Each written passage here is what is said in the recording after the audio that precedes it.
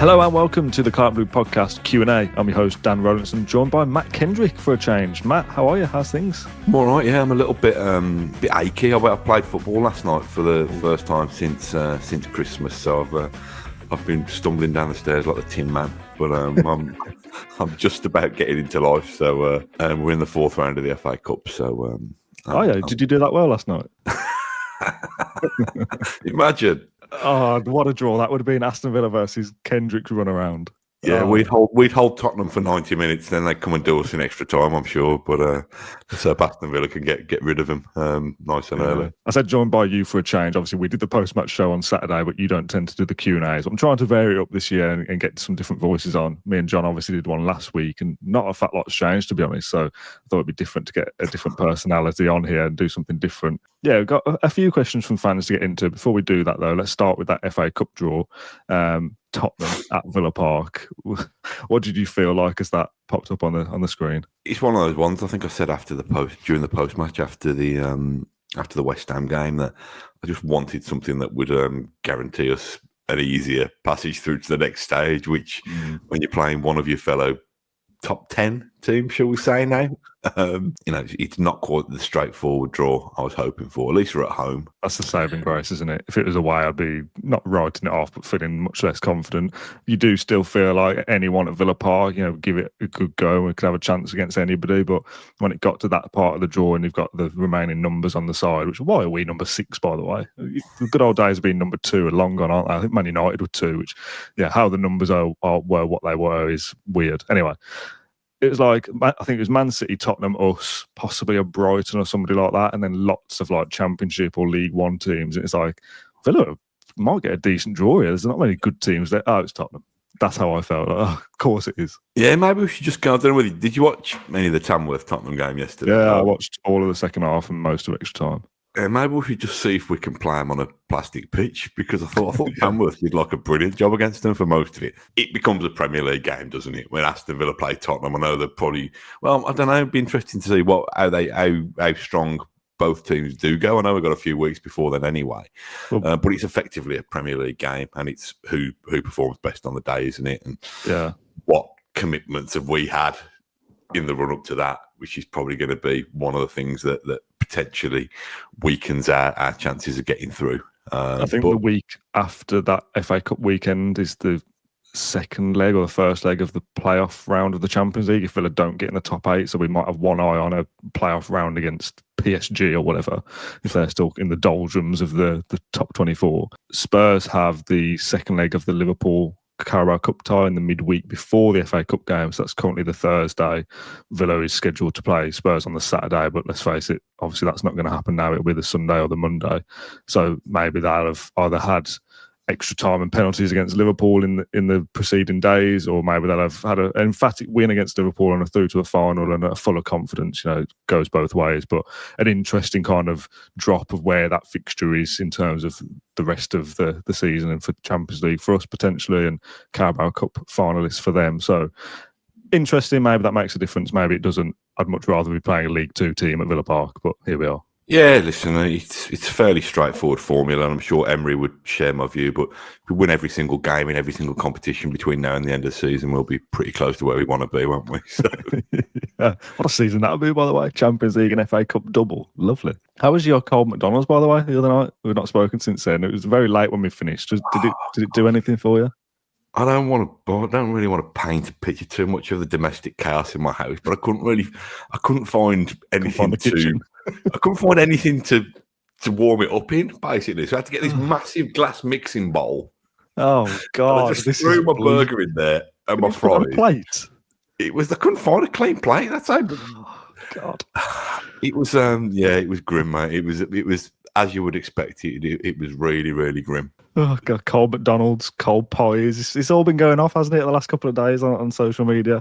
Oh God, here was me thinking changing the intro music was going to be the most controversial thing a Villa podcast did this weekend. Got away with that, haven't we? Right, let's get into some of these questions, shall we?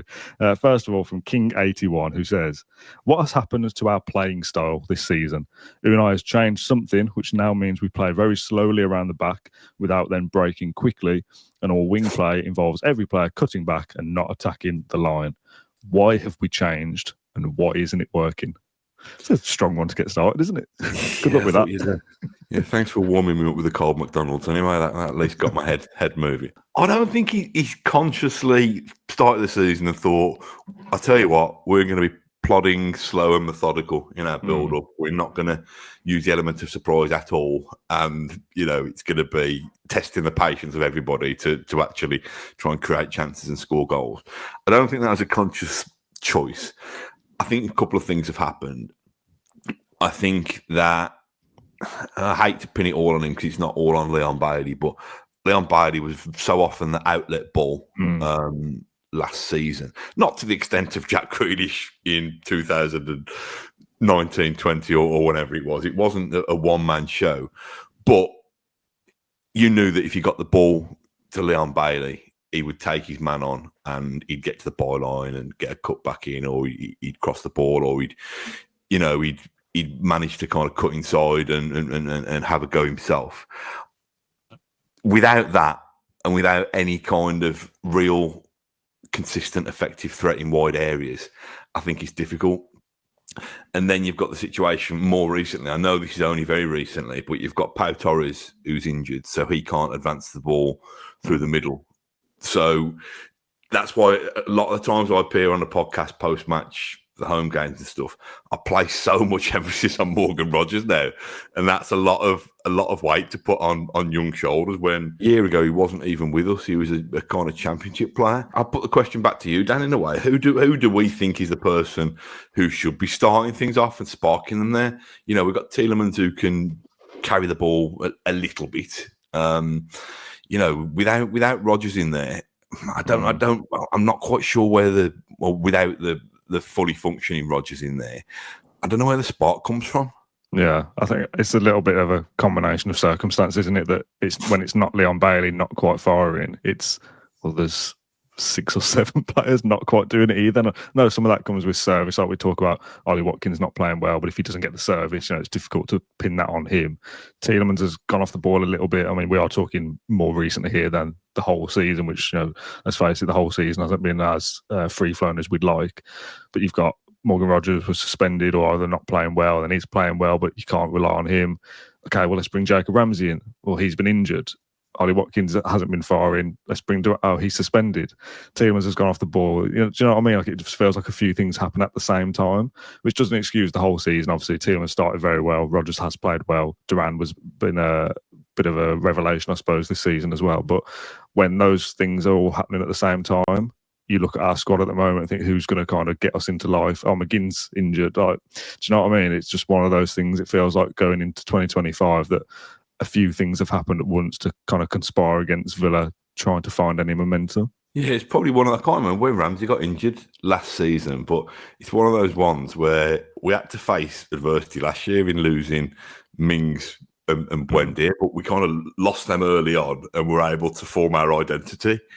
Quite early on this year, it has been that real stop. We probably had more injuries, but they've been kind of a stop-start nature, and it's made Villa struggle for cohesion. And I think the fact that we are into the FA Cup fourth round, we are very close to being in the Champions League knockout stages, and we are still in the mix for the top European spots in the Premier League. And we've had all these things going on, and we're all feeling a little bit like we're not firing on all cylinders.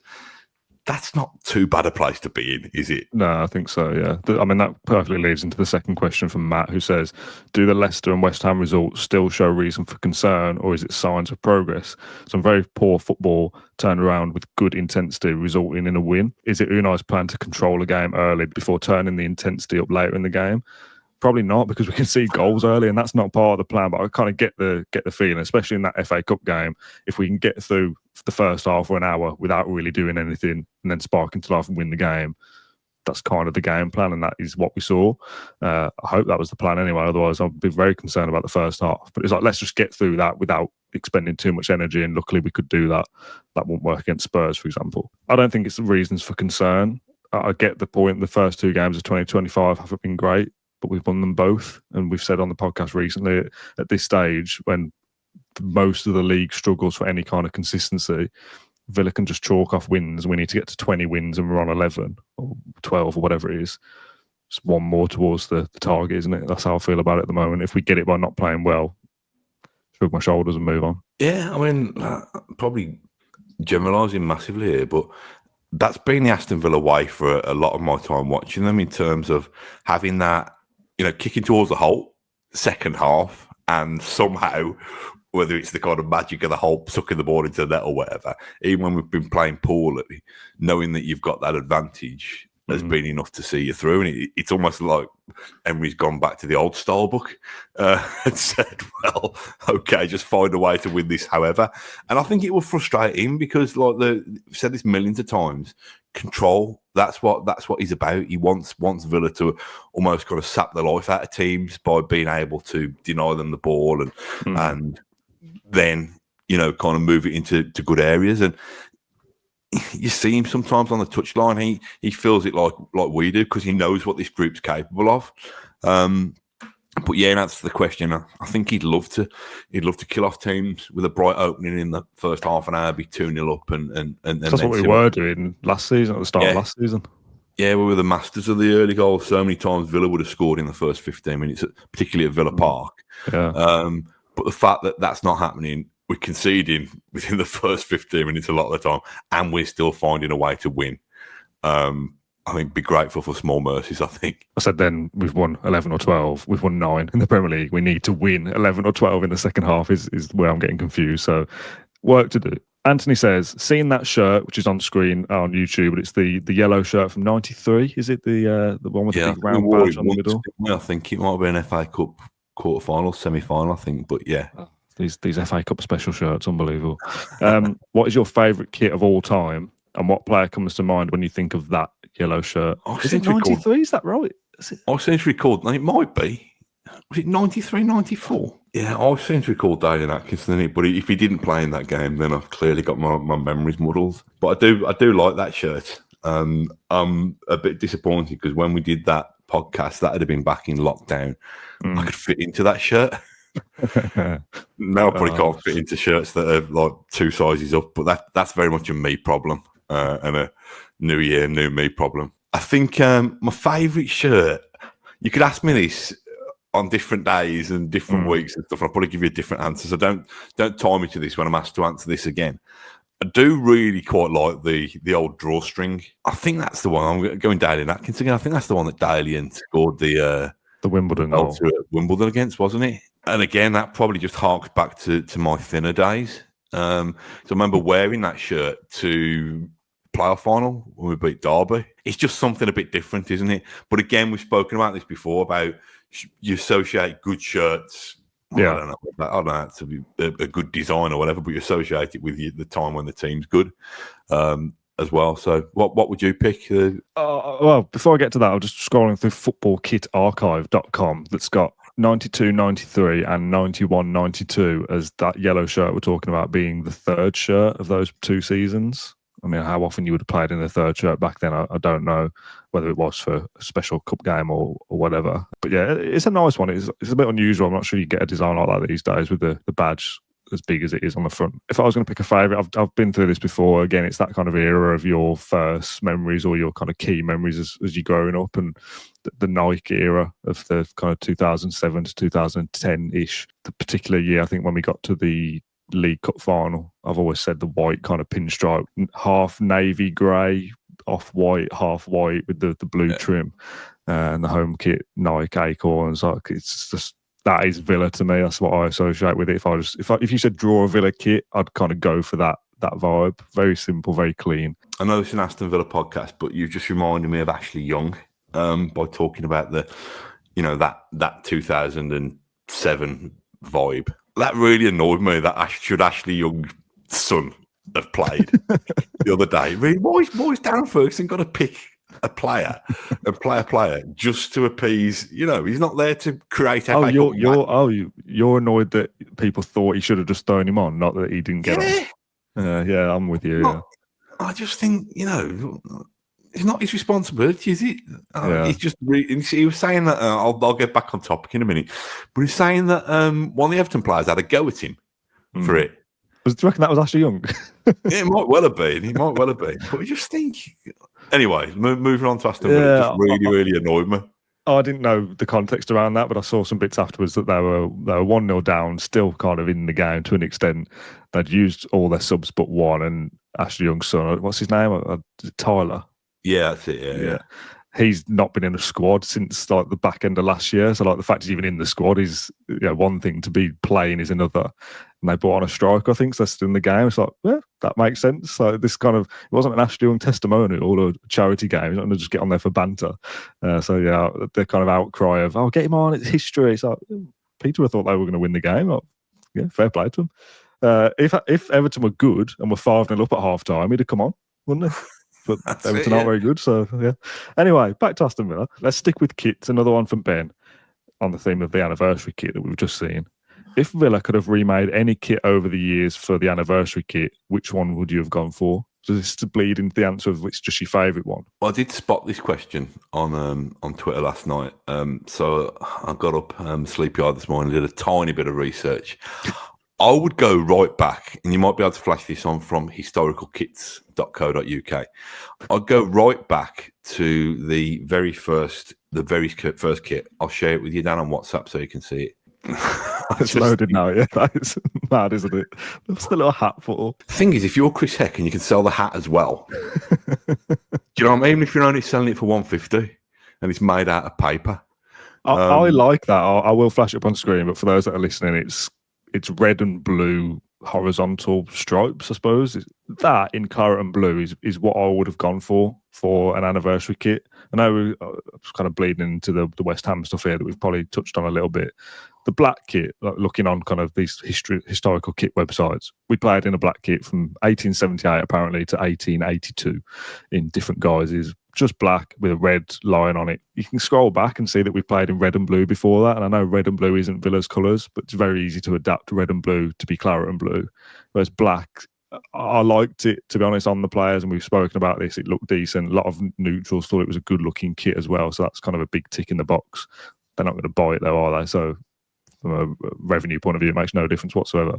But you don't associate black and red with Villa. I wanted to see us in claret and blue in some fashion, to be perfectly honest. So if I was going to answer this question and change the anniversary kit, I'd have liked to have seen us playing claret and blue. Yeah, I was perfectly happy us playing the black. It looked decent. I liked it. Just in answer to this question, I think it'd be fun.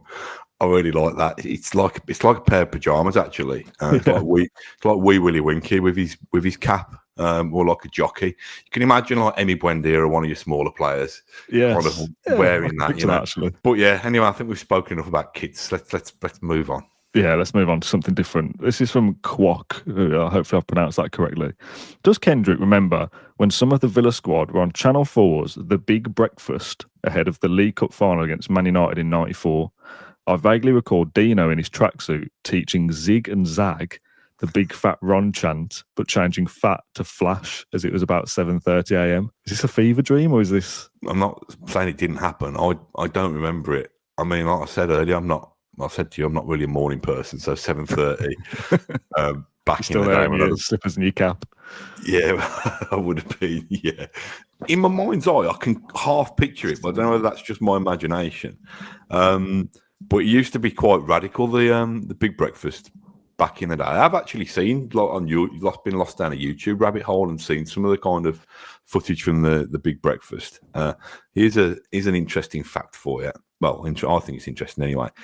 Peter Kay, when he was very, very young and just kind of starting to be famous, he was on he used to present the Big Breakfast occasionally. And I told you I bumped into him outside Mr. Egg in Birmingham. He did a gig at the Glee Club. Near Arcadian, and I got to chat to Peter Kay at the height of his fame over some kind of, I don't know, egg bap or something. So it's not quite Zig and Zag, but that's all I've got from a Big Breakfast reference point of view. Fair enough. I've just had a quick Google. The only thing that's popped up in a football-related sense is Vinnie Jones meets Zig and Zag, April '93. So football personalities around the mid-90s was a thing, so absolutely perfectly feasible. But yeah, before I was born, and you don't remember it, so we're not much use. We used to have a segment where Paulie Yates used to interview people on a kind of bed, Right. I want, I know you're having the studio work done in the studio at Brindley Place. Maybe we could do that. All turn up in our Chris Heck Aston Villa traditional pajamas and just interview our guests on the bed with a couple of puppets. Oh God, that really does sound like a fever dream. Let's move on to some actual football conversation, shall we? Tony says, "Why are we messing around trying to sign a right back when we have Nedeljkovic? The guy is ready. Play him and let him learn and strengthen the centre back and wing positions instead. Upgrade on cash in the summer." Is Nedeljkovic ready? I don't know. I mean, I suppose it's as Tony says, you don't really. The best way of finding out is by throwing him in at the deep end and immersing him in it. I think Cash has been decent. I do actually. Yeah. I think when he hasn't played, definitely upgradable, by the way, as Tony says, but reliable enough to see us through at least till the summer, in my opinion. Yeah, I agree. Which kind of begs the question: when Cash is injured or suspended, probably yes. I'd be inclined to say I'd be comfortable with him giving Nedeljkovic a go, and then we'd find out, wouldn't we? But I don't see any reason to put him in ahead of Cash. No, right now, to be honest. I mean, we've been linked with attacking right wing backs this January, so to say like, oh, Cash will have kind of that position locked down for the rest of the season probably isn't the case.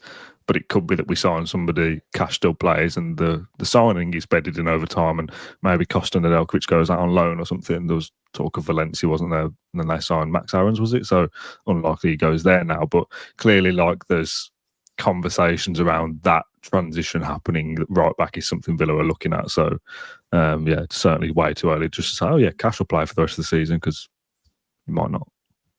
I don't think Emery would be opposed to it. We obviously had Bogard come in, didn't we? And was a bit kind of not. He's a centre half anyway, playing at right back. So I don't think that was the easiest challenge for him. But yeah, I'd be comfortable with seeing more of him. I think it's an option. Obviously, when what we see a lot of from Emery is Luca Dean for Maatsen. We see that change, don't we, quite often in the last 20 minutes. 25 minutes of games. So maybe that's your way to get Nedeljkovic in, not just for the sake of getting Nedeljkovic in, but I think that would probably give him a better chance rather than being thrown in for too many starts yet. But if Cash is injured, I think yeah, let's see him. David says, should we prioritise the winter transfer window over the summer to make sure we get as close to 5th as possible? Otherwise, there'll be a bigger PSR task to deal with in the summer if we fail to get Champions League qualification, which is something we've spoken about before. That's kind of like that gamble, isn't it? Of we could spend 40 million in this window to try and get into the Champions League. And if you do, you've won the gamble, you've spent the money, but you've kind of recouped it back by qualifying for the Champions League again. If you spend that money and you don't, and you finish 8th, and you were relying on that income to try and cover the cost, oh no, now we need to sell Jacob Ramsey to swing the books again. What would you do if you were in charge? If you were Aston Villa owner all of a sudden, would you gamble this window, or would you think we've got enough to hopefully see ourselves through to a 5th place finish anyway, and we'll go bigger in the summer? It's one of those things in football where your biggest gambles that pay off financially, the three that I can think of are the difference between if you're at the top end of the Championship and getting yourself in the Premier League, if you're at the bottom of the Premier League and you need to stay in the Premier League, and then probably this is the third one in terms of if you're touching on the Champions League and you want to get in the Champions League. It's a really kind of cliched answer, but there's no guarantees with any of those things that, I know you have to speculate to accumulate, but I don't think it's that simple.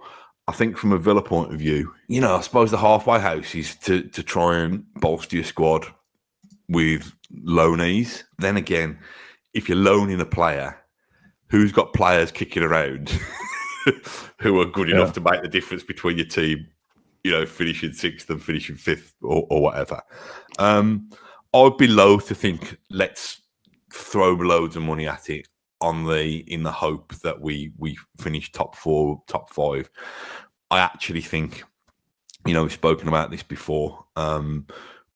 Somebody in the right wing area. I think it's probably key that we keep the players that Emery wants to keep in January and resist any kind of overtures for any of our superstars, which I think we will do, to be honest. I wouldn't go mad for it. I'd rather be investing in the squad in a more measured way in the summer, where we're not panicked into doing it. I still think this squad, as it is, notwithstanding injuries and suspensions and other disruptions, I think it's good enough with a fair wind and a decent run of form to challenge for those places anyway. I just think you can end up paying ridiculous money in January, and if that backfires, that sets you back potentially for another season or two, really. Yeah, I'm kind of in the middle of that, and we do need some additions. Obviously, we've been linked a lot with Daniel Marlon from Dortmund, which sounds like if Villa pay up, they will get him. So it's that gamble of, is 20 million or 30 million or whatever it ends up being, is that value for money, or are we overpaying because it's January, because they want to shift him, because they know we need reinforcements? I'm not sure. I think you'll see one or two without any kind of insider knowledge. I mean, by the time this podcast comes out, things could change very quickly. And we talked a lot about cash. And by the way, we're about to sign a right back out of nowhere. Oh, okay, all right, that's changed everything then.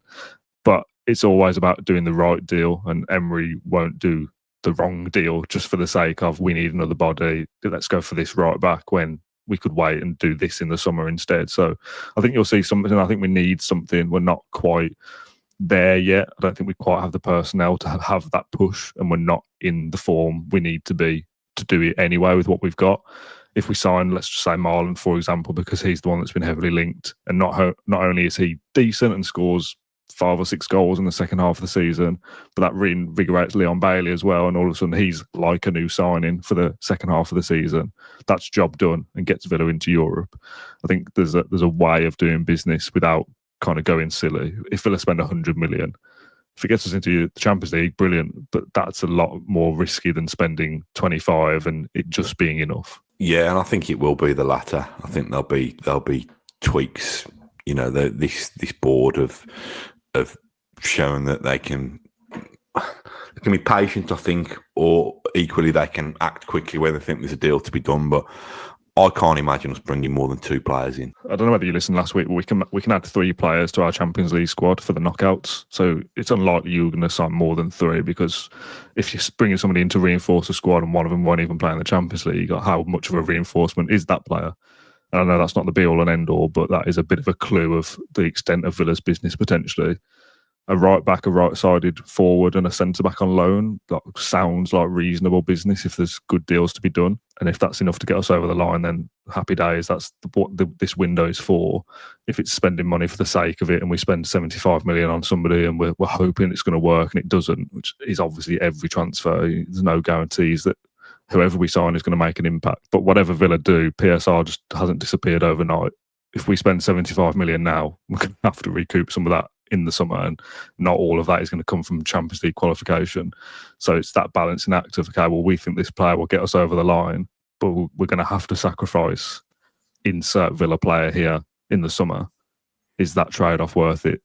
That's for Emery and Monchi and Damian and the rest of the gang to work out, isn't it? It's mad, isn't it, now that the kind of tactical side of the game is probably played as much in the recruitment room as it is in the dressing room now. You just wonder, don't you? You see all those kind of those metallic boards where you move your players around in terms of how you set them up for the game. It'd be really fascinating, wouldn't it, to have a little look at what that looks like. Do they have like 3 or 4 players lined up for each position and various permutations and stuff like that? The business that they've done has not been perfect, and people will probably say now that the right back area and the wide areas have been crying out for more reinforcements, and it was an opportunity missed. But I think it's been pretty good. I think I'd give them an 8 out of 10 for what they've done in terms of the recruitment that they've made to bolster and improve the squad.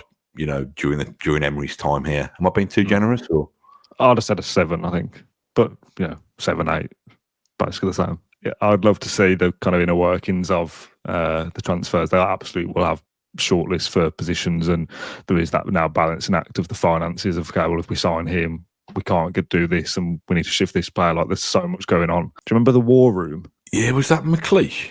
Yeah, there's a talk of the war room, wasn't there, for transfers? And I picture that as like, when there's like I don't know, like a private investigator or a conspiracy theorist in a TV show, and like the walls are covered in newspaper clippings and pictures and string with pins. That's how I pictured the war room. Just players' faces everywhere and whiteboards and all sorts. Bit more like a kind of detective series, isn't it? When you've got the kind of, all the suspects and all that kind of thing. Reminds me of War Room. You know, that kind of famous, like, Hitler kind of film. I don't even know what film it is, where they just kind of dub over him and he just, you've got kind of Monchi going mad because they can't sign a right back and that kind of thing. The War Room reminds me of McLeish's chief scout, this guy called Paul Montgomery. He's really good character, actually. He's a Geordie fella. But I remember speaking to him, and he's like, any of the top 5 strikers in Europe at any given time, and he's been with McLeish, I think, certainly at Birmingham and at Villa. I'm not, who am I to cast aspersions? It might be true, but we were in for him. Yeah. And then you end up signing, I don't know, whoever else. Clogger from Denmark or something. Yeah. I suppose that's a scout's prerogative, though. I did tell him. You should see my list. You should see the War Room. There's that story, isn't there, is it McLeish's son had kind of like scouted Lionel Messi on an early Football Manager or something like, this kid's going to be decent one day. Yeah, funny. All right, there's a couple more transfer-related questions before we wrap up. Teep says, not that I would expect it to happen, but would you take Kyle Walker on a free? That's a really interesting question, I've got an answer for this. What is it? No. Yeah. Yeah. I worry that he's past it, I think. There were now people in the comments suggesting that he's better than Matty Cash, but it's got Saudi written all over it, hasn't it? Or MLS. What's he now, about 34? He's 35 in May. So he's 34. So he's 34. He's 34, so he's 35. 35, yeah. Probably not. A, because you said no, and I don't want to be bold enough to express an opinion on my own. And B, I don't know whether it's that little bit of sentiment that I like Kyle Walker when he was at Villa, and I think he's gone on to become a really, really brilliant player. And just a look at his kind of trophy cabinet would prove that. I think it is. If you get him on a free, what would you have to give him? You'd probably have to give him 18 months at least, maybe even 2.5 years. And I think that, it's a different situation. Well, this is probably what Liverpool are facing with Mo Salah at the moment, that you're paying for Mo Salah in 2 or 3 years' time. You're not necessarily paying for the Mo Salah of now. And I think that's the same with Kyle Walker. And if we're saying Kyle Walker is already creaking now, which he obviously is because Guardiola has come to that conclusion, I don't think it would make financial sense. If you get him on a free for 6 months, maybe that would help you get towards your kind of top 5 ambitions potentially. But no, I'll join with you and say thank you, Carl. You've been a great servant for football. Going to say great servant to us for that 1 year on loan. Was it even a year? Was it just half a year? Well, it was about 6 months, wasn't it? I think it was just the back end of 2010-11, I think, yeah. Kept us in the division, though. Took us to the heady heights of 9th. Yeah, he was a good player for us in that little spell. And obviously, as you said, he's been one of the best right-backs in the Premier League. But, yeah, would I have Kyle Walker now for a couple of seasons on 150, 200 grand a week? I think he's probably like at that stage where you say one big payday, a couple of years somewhere, and kind of leaves football quietly is his kind of position. Is that a player that is going to come in and help Villa compete for the top 5? I'm not sure. Another one that I don't think will happen, but something that Sleth wants us to talk about. Your thoughts on Watkins to Arsenal? I think it could happen next Saturday. Hopefully with the same outcome as last time he went to Arsenal, to be honest. I think he's an interesting one, Ollie Watkins, because I think he's quite a humble character, and we've spoken before about the journey that he's been on. Was it Western-super-Mare via Exeter, via Brentford, etc., etc. So he's put in the hard yards to get to where he is, and he probably does think that having done that and got to a tournament with England and scored a big goal with England and being Villa's top scorer for several years and closing in on the record, he probably does feel he's got the right to be the main man to a degree. But also, I think I'd like to think he's mature and wise enough to realise that where Villa want to be, or where Villa are at the moment, that a team does need options. That a team having two star centre forwards, that's a good thing. That's a healthy thing. Now, that might not seem like a healthy thing when he's the one who's kicking his heels on the bench, but hopefully he's got enough. Villa have been giving him enough that he's got enough goodwill to think, well, actually, yeah, this journey's still got some distance to run. I want to be part of it. I think that's the only thing to me that could see Ollie Watkins leave Aston Villa if he gets frustrated that he's not the main man. But that's on Ollie Watkins as much as anybody else. That's on Ollie Watkins to make that impact every single week. And we know we've spoken about the lack of service and stuff like that. But it's a long-winded answer to the question. But I think Ollie Watkins can have everything he needs and more at Aston Villa. I don't think, and this is not supposed to be a massively anti-Arsenal sentiment, but I don't think going to Arsenal necessarily guarantees that he's going to become a serial winner. No. I think he's got a lot of love from Aston Villa already. So, and ultimately, what kind of money would you be talking about? He's an English centre forward who's one of the top. Well, he's Harry Kane's deputy now, so that tells you where he is in terms of English centre forwards. You're talking 100 million quid nowadays for that. I don't think anyone's paying 100 million for Ollie Watkins anymore. I don't think we're selling him for much less. So that tells me that there's not really a deal to be done. I think there's a whole conversation and a whole podcast to be had, and we're not going to do it now, about if Villa are to make a sale, Duran or Watkins feels like one of those could be the one, because one of them won't be playing every week.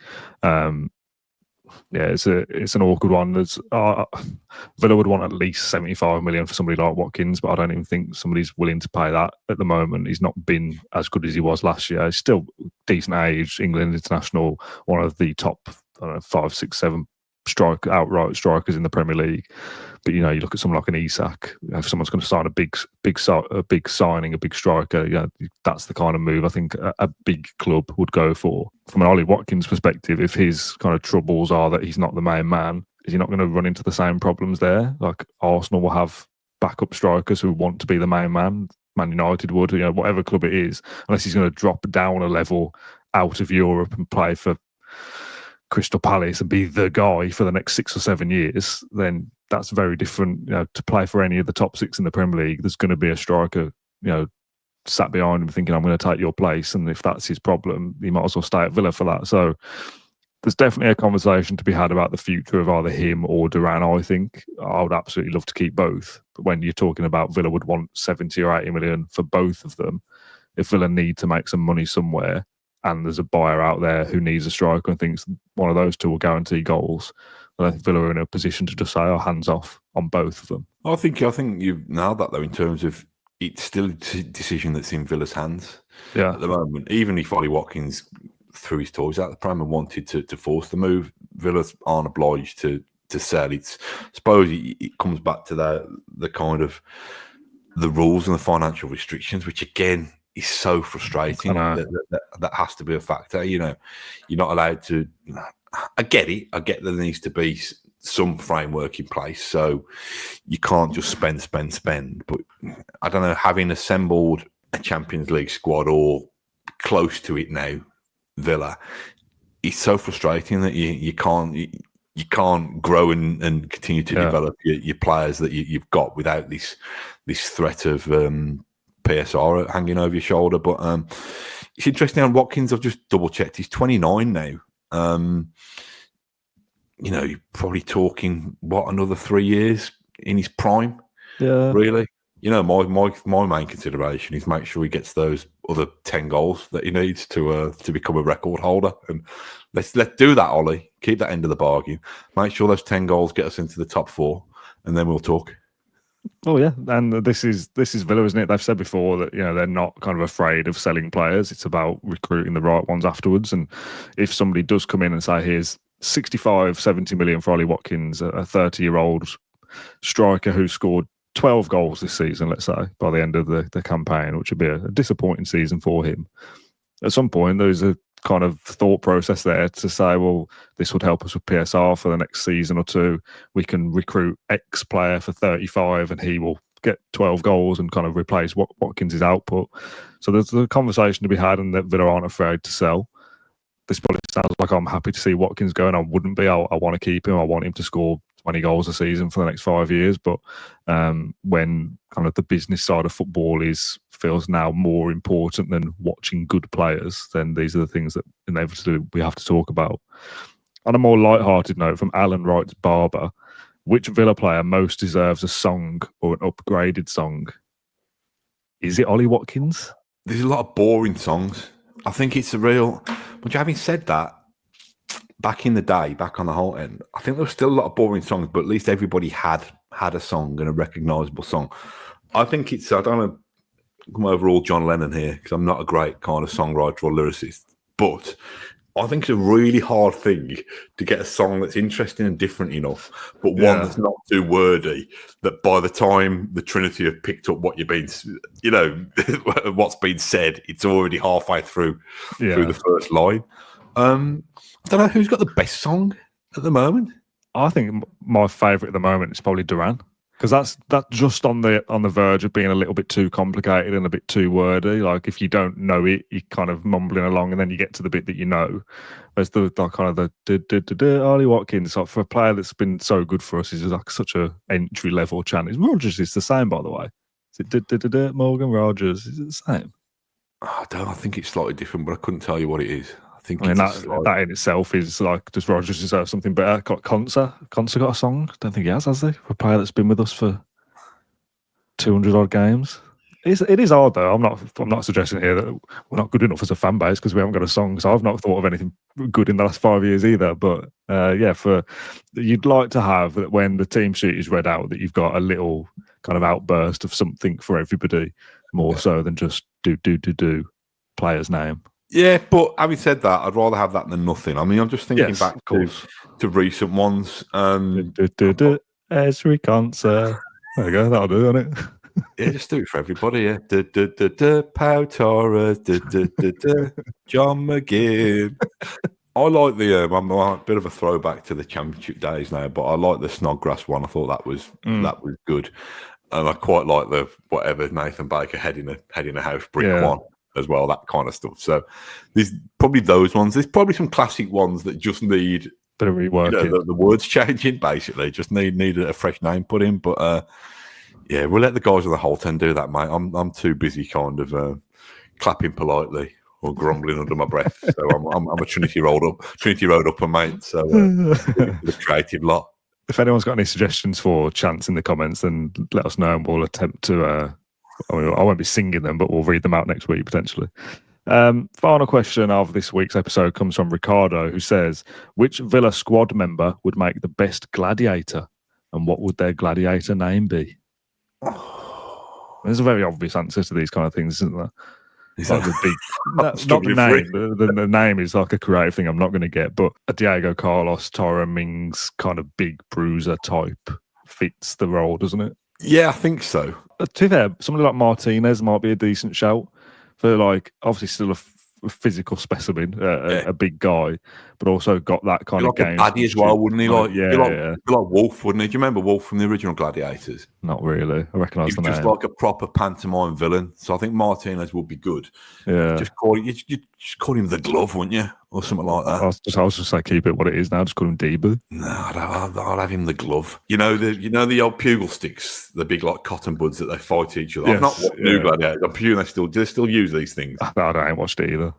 But you could have him kind of wangle that in a rude, provocative way, couldn't you? Yeah, do you know what I mean? Yeah, Mr. Glover, or something like that. You could call him, couldn't you?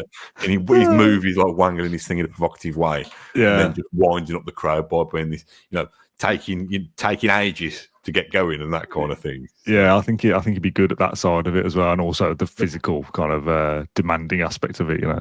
I think we've stumbled upon an answer there between us.